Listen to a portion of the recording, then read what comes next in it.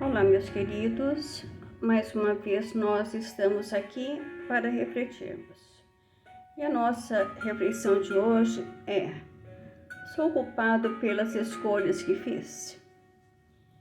Então, sabemos que não podemos evitar o que aconteceu no passado.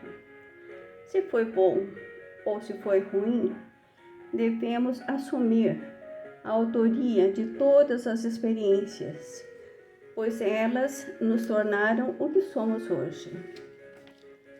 Todas as escolhas foram feitas com o sentimento daquele momento, com a razão ou com a emoção. E foram caminhos que nós escolhemos na certeza de que eram os melhores.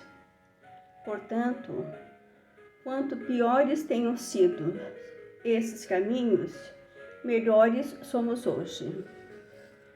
O passado é passado, mas o amanhã durará para sempre.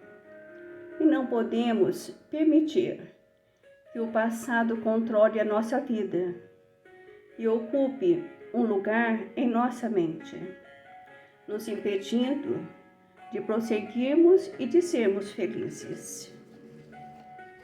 Se os permitirmos, correremos o risco de mantermos o elo, ligando nossos próximos passos com as pegadas deixadas no caminho, nos aprisionando às lembranças que nos fazem sofrer.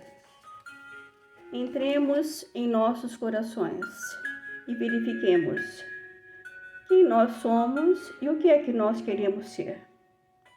Olhar para trás é quase sempre muito perigoso e poderemos relaxar a vigilância.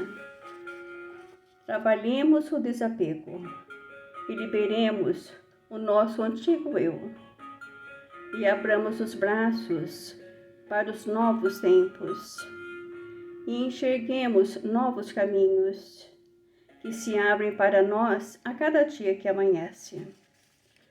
Que possamos refletir sobre isso para que nós nos libertemos do que aquilo que insiste a nos aprisionar e nos conscientizarmos também da importância do auto-perdão e jamais esquecermos de que naquele momento era o que sabíamos fazer de melhor.